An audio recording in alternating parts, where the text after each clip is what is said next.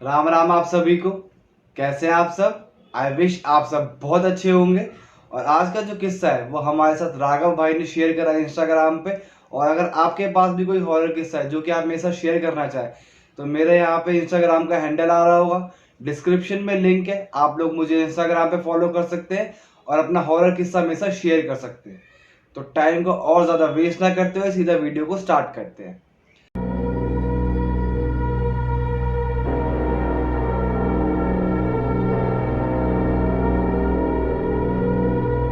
तो राघव भाई ने बताया कि अभी रिसेंट टाइम में वो बैंगलोर शिफ्टेड है क्योंकि वो वहाँ पे जॉब करते हैं एक आईटी कंपनी में। लेकिन उनकी पूरी फैमिली जैसे मदर फादर और छोटी बहन सलोनी ये लोग जोधपुर ही रहते हैं। इसी के साथ साथ राघव भाई ने बताया कि उनके फादर एक गवर्नमेंट एम्प्लॉय है, तो उनके फादर का टाइम टू टाइम ट्रांसफ़र होता रहता था। तो सबसे लास्ट जो उनके फादर का ट्रांसफ़र हुआ वो 2013 में जोधपुर में हुआ।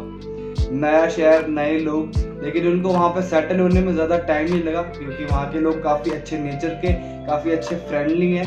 तो उनको वहाँ का जो कल्चर है वो अडॉप्ट करने में ज़्यादा टाइम नहीं लगा। नया शहर, नए लोग, राघव भाई के काफ़ी अच्छे नए दोस्त भी बने जिनमें उनका एक बेस्ट फ्रेंड था अमित। ज़्यादातर राघव भाई या तो अमित के घर रहते थे या फिर अमित राघव भाई के घर, चाहे वो फिर मस्ती करने के लिए हो या फिर चाहे वो स्टडी करने के लिए हो। 2015 में राघव भाई के 12th का रिजल्ट आया जिसमें राघव भाई ने अपने स्कूल में टॉप किया था। और रिजल्ट आने के कुछ 4-5 दिन बाद ही राघव भाई का बर्थडे था।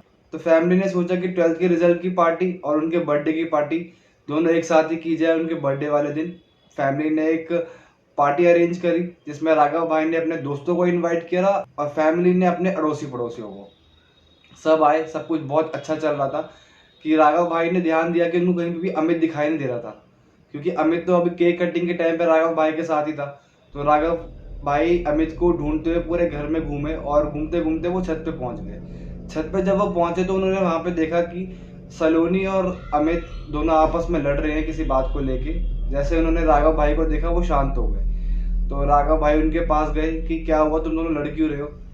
अमित राघव भाई के पास आया, उसने बोला कि कुछ नहीं, बस ऐसे ही, बाकी मैं तेरे से बाद में मिलता हूँ, मैं घर जा रहा हूँ, मुझे थोड़ा घर पे काम है। और वो ये बोल के चला गया। राघव भाई ने सलोनी पर थोड़ा सा प्रेशर डाला पूछने के लिए कि क्या हुआ, क्यों लड़ क्यों रहे थे। जब सलोनी के ऊपर ज़्यादा प्रेशर डाला राघव भाई ने तो सलोनी ने बताया कि भाई आपका फ्रेंड पिछले 1 साल से मुझे प्रपोज कर रहा है और आज पार्टी के टाइम वो मुझे छत पे लेके आया था ये बोलने के लिए कि अगर तू मुझे मेरे प्रपोजल को एक्सेप्ट नहीं करेगी तो मैं यहाँ से कूद के अभी जान दे दूंगा। तो इसी चीज़ के ऊपर हम दोनों बहस कर रहे थे कि इतने में आ गए आप और आपको तो आगे सब कुछ पता ही है कि क्या हुआ। राघव भाई को पहले तो बहुत ज़्यादा गुस्सा आया ये सुन के कि उनका फ्रेंड उनकी बहन को ही प्रपोज कर रहा है, लेकिन फिर उन्होंने मैच्योरली सोचा और उन्होंने नेक्स्ट डे अमित को फ़ोन करके घर पे बुलाया और सलोनी और अमित को दोनों को आमने सामने बिठाया और अमित से पूछा कि तू सलोनी को पसंद करता है? तो अमित ने बोला कि हाँ। लेकिन जब राघव भाई ने सलोनी से पूछा कि तू अमित को पसंद करती है तो सलोनी ने साफ मना कर दिया कि नहीं भैया, ऐसा कुछ भी नहीं है, मैं अमित को पसंद नहीं करती। तो राघव भाई ने बोला अमित को कि भाई देख, सामने तेरे क्लियर हो गया, अब इस चीज़ को वापस बढ़ा के या कुछ भी ऊटपटांग हरकतें करके कोई फ़ायदा नहीं है, इस चीज़ को यहीं पे ख़त्म कर दो। ये सुन के अमित उठा वहाँ से और बोला कि ठीक है भाई, मैं अपने घर जा रहा हूँ, मुझे कुछ काम है, और वो ये बोल के चला गया। राघव भाई को समझ में आ गया था कि अमित थोड़ा गुस्से में यहाँ से उठ के गया है। राघव भाई को लगा कि थोड़ा टाइम रहते ही वो अपने आप सब कुछ चीज़ें समझ जाएगा और सब कुछ चीज़ें सॉर्ट हो जाएंगी। अमित के जाने के बाद राघव भाई ने कुछ 2-3 दिन तक अमित को कॉल किया बट अमित ने कोई रिस्पॉन्स नहीं दिया, ना ही कॉल्स का और ना ही मैसेजेस का। उसके बाद राघव भाई ने इंजीनियरिंग कॉलेज में एडमिशन लेना था तो वो अपने फॉर्म फिलिंग में और अपने एंट्रेंस की तैयारी में बिजी हो गए। उसके बाद उन्हें टाइम नहीं मिला आगे किसी भी चीज़ को करने का क्योंकि उनको जल्दी से एंट्रेंस क्लियर करना था और एडमिशन लेना था। राघव भाई का एक इंजीनियरिंग कॉलेज में एडमिशन हो गया और वो बैंगलोर शिफ्ट हो गए। तो राघव भाई 1 साल वहाँ पे स्टडी करी। सेकेंड ईयर में वो जैसे आए तब सलोनी की भी 12th क्लियर हो गई थी और उसको भी एक इंजीनियरिंग कॉलेज में ही एडमिशन लेना था, तो वो भी अपना एंट्रेंस की तैयारी में बिजी हो गई, अपने फॉर्म फिलिंग की तैयारी में बिजी हो गई। राघव भाई अभी सेकेंड ईयर की स्टडी उन्होंने स्टार्ट की थी कि एक रात को एकदम से 2 बजे राघव भाई का फ़ोन बजा। राघव भाई ने जैसे फ़ोन उठाया, आंटी उस साइड से बहुत ज़ोर ज़ोर से रो रही थी कि तू जहाँ पर भी है जल्दी घर वापस आ जा, पता नहीं सलोनी को क्या हो गया है, हमें कुछ समझ नहीं आ रहा। राघव भाई ने उसी टाइम जो भी फर्स्ट फ्लाइट थी जोधपुर पहुंचने के लिए वो फ्लाइट बुक करी और वो सीधा जोधपुर पहुंचे। जोधपुर पहुंच के वो सीधा हॉस्पिटल पहुंचे जहाँ पे सलोनी एडमिट थी। उन्होंने सलोनी को देखा और सलोनी को देख के उन्हें कुछ समझ नहीं आया कि सलोनी को हो क्या रहा है। इतने में ही आंटी आ गई थी वहाँ पे। राघव भाई ने आंटी से पूछा कि सलोनी को क्या हुआ, उसकी कंडीशन इतनी ख़राब क्यों है। तो आंटी ने बताया कि ये कुछ 4-5 दिन पहले से ही प्रॉब्लम शुरू हुई है सलोनी को। सलोनी एक रात सोते सोते बहुत ज़ोर ज़ोर से चिल्लाने लगी, रोने लगी। हम उसके पास गए तो वो हमें देख के बहुत ज़्यादा डरने लगी। 2 दिन तक यही सिलसिला रहा। सलोनी अपने रूम से नहीं निकली, वो हमें देख के बहुत ज़्यादा डर रही थी और उसके साथ साथ वो बहुत रात को सोते हुए बहुत ज़ोर ज़ोर से चिल्ला रही थी। थर्ड डे जब हम सलोनी के रूम में गए सुबह उठ के, तो हमने देखा कि सलोनी वहाँ अपने बेड पे बेहोश पड़ी हुई है, उसको काफ़ी तेज फीवर है। हमने तुरंत सलोनी को हॉस्पिटल में एडमिट किया। राघव भाई आंटी से बात कर ही रहे थे कि इतनी देर में डॉक्टर भी आ गए। तो राघव भाई ने डॉक्टर से पूछा कि सर ये सलोनी को हो क्या रहा है। डॉक्टर ने बोला कि ये हमारी भी समस्या परे है, क्योंकि इसको फीवर है, वो उतर नहीं रहा है। और डॉक्टर ने बताया कि टाइम टू टाइम जैसे जैसे टाइम बीतता जा रहा है सलोनी की एज कम होती जा रही है। यानी अब तक की सिचुएशन जो राघव भाई ने देखी, उस समय सलोनी के सारे बाल सफ़ेद हो चुके थे, उसके मुंह पे झुर्रियाँ आ चुकी थी और टाइम टू टाइम उसकी बॉडी सिकुड़ रही थी, मतलब उसकी बॉडी अकड़ रही थी बहुत ज़्यादा।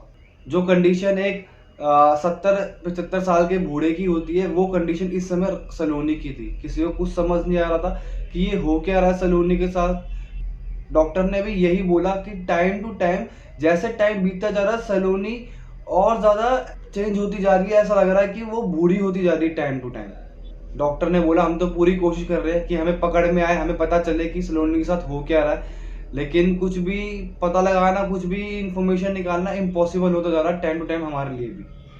पूरी फैमिली हॉस्पिटल में बैठी हुई थी। तो जो नर्स सलोनी को ट्रीट कर रही थी, उन्होंने आके उनकी फैमिली से बोला कि देखिए मैं आपके फैमिली मैटर के बीच में बोल रही हूँ, ये मुझे करना नहीं चाहिए, लेकिन मैं आपको कुछ बताना चाहती हूँ। ये जो सलोनी के साथ हो रहा है ये कुछ नेचुरल नहीं है और इसका जो इलाज है वो किसी भी मेडिकल साइंस में अभी तक है ही नहीं।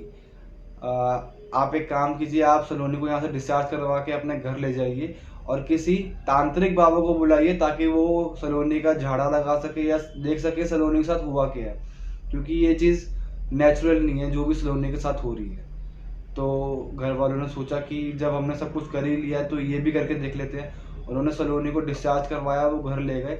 और इसी के साथ साथ जो नर्स जिन्होंने इनको एडवाइस की थी, उसी नर्स ने बताया कि मैं एक बाबा को जानती हूँ, आप कहे तो मैं उनसे कांटेक्ट कर लेती हूँ आपके लिए, वो आ जाएंगे और एक बार सलोनी को देख लेंगे। तो घर वालों ने बोला कि ठीक है, आप हमारे लिए कर दीजिए। उन्होंने उस बाबा से कांटेक्ट किया। 1-1.5 घंटे बाद जैसे सलोनी को डिस्चार्ज करवा के घर लेके गए, उसके 1-1.5 घंटे बाद ही बाबा घर आ गए। बाबा ने सलोनी को देखते ही बता दिया कि इसके ऊपर किसी प्रेत ने कब्जा किया हुआ, जिस हिसाब से इसकी कंडीशन है। लेकिन ये कंफर्म है कि ये प्रेत किसी ने जानबूझ के सलोनी के ऊपर भेजा है, क्योंकि सलोनी की कंडीशन ही कुछ ऐसी है। टाइम टू टाइम जैसे जैसे टाइम बीतता जा रहा है सलोनी का शरीर खत्म होता जा रहा है और ये मौत की तरफ जाती जा रही है, क्योंकि जिस प्रेत ने इसके ऊपर कब्जा किया हुआ है वो इसकी लाइफ को खत्म कर रहा है। तो राघव के मम्मी पापा ने पूछा कि बाबा इस चीज़ का सॉल्यूशन कैसे मिलेगा, इस चीज़ को हम कैसे ख़त्म कर सकते हैं। बाबा ने राघव को और उनके पेरेंट्स को बोला कि आप लोग एक काम कीजिए, सलोनी के इस बेड से हाथ पैर बांध दीजिए ताकि ये उठ के कहीं पर भी भाग ना सके। उसके बाद मैं देखता हूँ मैं क्या कर सकता हूँ। इसी के साथ साथ बाबा ने उनको बोला कि आप यहाँ पे जो भी देखें उसको देख के डरे ना, सिर्फ हमें इस चीज़ से ये पता चलेगा कि ये प्रेत आया कहाँ से और आया क्यों है। और फिर उन तांत्रिक बाबा ने अपने मंत्र पढ़ने स्टार्ट करे। मंत्र पढ़ते पढ़ते उनकी आवाज़ एकदम से चेंज हो गई, एक लड़की की आवाज़ में बदल गई, जिसने बोलना शुरू किया कि उस दिन मैंने सलोनी को पहली बार देखा, मुझे सलोनी से बहुत ज़्यादा प्यार होने लगा। मैंने सलोनी को बहुत बार अपने दिल की बात बताई, लेकिन उसने कभी भी मेरे दिल की बात एक्सेप्ट नहीं करी। उसके बाद आया राघव का बर्थडे। राघव के बर्थडे वाले दिन मैं उसे छत पे ले गया, ये बोलने के लिए कि अगर वो मेरा प्यार एक्सेप्ट नहीं करेगी तो मैं यहाँ से कूद जाऊँगा, अपनी जान दे दूँगा। इतने में ही राघव ने हमें लड़ते हुए देख लिया और मैं उसको बोल के घर से चला गया कि मैं उससे बाद में मिलता हूँ। नेक्स्ट डे राघव ने मुझे अपने घर पे बुलाया। उन दोनों भाई बहनों ने मेरे को अपने सामने बिठाया और मेरी बहुत ज़्यादा बेइज्जती करी। मेरी सेल्फ रिस्पेक्ट एकदम ख़त्म हो गई। उसके बाद मैं वहाँ से चला गया और मैंने उस दिन ठान लिया कि आज के बाद मैं राघव से कोई दोस्ती नहीं रखूँगा और ना ही उससे कभी मिलूँगा, और इसी के साथ साथ सलोनी की ज़िंदगी ख़राब कर दूँगा। पूरा 1 साल 1.5 साल लगा मुझे ये सोचने में कि मैं कैसे उससे अपना बदला ले सकता हूँ, और फिर फाइनली मुझे समझ में आया और मुझे पता चला कि मैं सलोनी को ख़त्म करवा सकता हूँ, और वो भी बिना किसी सबूत के। मैंने एक तांत्रिक बाबा से मदद मांगी, उनको कुछ पैसे दिए, और उसके बाद मैंने उनको बोला कि ऐसे ऐसे बात है, मैं एक लड़की को ख़त्म करवाना चाहता हूँ। तो उन तांत्रिक बाबा ने बोला कि एक काम करो, उनके घर जाओ और उस लड़की के किसी भी तरह 2-4 बाल ले आओ, ताकि मैं अपना काम कर सकूँ। वहाँ से उठा और मैं सीधा राघव के घर गया। वहाँ पे उनको ये एहसास दिलाने के लिए कि इतने साल में राघव से बात नहीं करी, मुझे अपनी गलती का एहसास है। मेरा मेन मकसद था कि मैं किसी भी तरह सलोनी के कुछ बाल इकट्ठे कर लूँ और अब जाके तांत्रिक बाबा को दे दूँ, और ऐसा मैं करने में सक्सेसफुल हो गया। मैं राघव के घर गया, वहाँ पे जाके मैंने आंटी से और सलोनी से सॉरी बोला, और उसके बाद जैसे ही मुझे मौका मिला, सलोनी के रूम में जाके मैंने उसके कॉम में से 2-4 बाल निकाले और जाके बाबा को दे दिए। बाबा, आपका बहुत धन्यवाद, आपने सलोनी के पीछे एक प्रेत आत्मा छोड़ दी। वैसे भी मैं कल इंडिया छोड़ दूंगा, मैं अब्रॉड शिफ्ट हो रहा हूँ, और इसके बीच में ही सलोनी ख़त्म हो जाएगी और मेरा मकसद और मेरी इच्छा भी पूरी हो जाएगी। और जब ये सारी बातें राघव ने सुनी, राघव को सब कुछ समझ में आया कि ये सब चल क्या रहा है। राघव ने अपनी मम्मी को बताया कि ये सब कुछ अमित का कराया दे रहा है। अमित ने किसी तांत्रिक को बोल के उसके पीछे एक प्रेत आत्मा छुड़वा दी है, जो कि सिर्फ और सिर्फ अब सलोनी की जान लेना चाहती है। फिर फैमिली ने तांत्रिक बाबा से पूछा कि बाबा अब इसका सॉल्यूशन क्या है। बाबा ने बोला कि मेरे पास सिर्फ 2 रास्ते हैं, या तो इसके ऊपर जो प्रेत है मैं उसको रिवर्स कर दूं, यानी जिसने इस प्रेत को भेजा है मैं वापस उसके ऊपर ही भेज दूं, और दूसरा रास्ता ये है कि जिस भी तांत्रिक ने इसके ऊपर प्रेत आत्मा छोड़ी है उस तांत्रिक को हम लोग ढूंढें और उससे इस प्रेत आत्मा को वापस उसके पास आने के लिए रिक्वेस्ट करें। क्यों? क्योंकि जब भी कोई तांत्रिक एक प्रेत आत्मा किसी के ऊपर छोड़ता है तो अब उसकी आत्मा की कुछ भी कमजोरी अपने पास रख लेता है, जिसकी वजह से जो आत्मा किसी के ऊपर छोड़ी गई है वो तांत्रिक बाबा अपने पास वापस बुला सकता है। तो पहले ऑप्शन के लिए तो सबने मना कर दिया, चाहे अमित ने कुछ भी कराओ, लेकिन वो नहीं चाहते थे कि किसी की भी डेथ हो इतनी बुरी कंडीशन के अंदर। दूसरा फिर राघव भाई ने बोला कि जोधपुर के अंदर कितने तांत्रिक बाबा होंगे, 50-100 जितने भी होंगे हम उन सबके पास जाएंगे, उन सबसे बात करेंगे और उनमें से उस तांत्रिक बाबा को ढूंढ के लेके आएंगे जिनके थ्रू ये प्रेत आत्मा सलोनी के ऊपर आएगी। उन तांत्रिक बाबा को और राघव को सिर्फ एक ही दिन लगा उस तांत्रिक बाबा को ढूंढने में, जिसके थ्रू अमित ने सलोनी के ऊपर प्रेत आत्मा छुड़वाई थी। वो लोग उन बाबा को घर लेके आए और उन बाबा ने उस आत्मा को वापस अपने वश में किया जो कि सलोनी के ऊपर थी।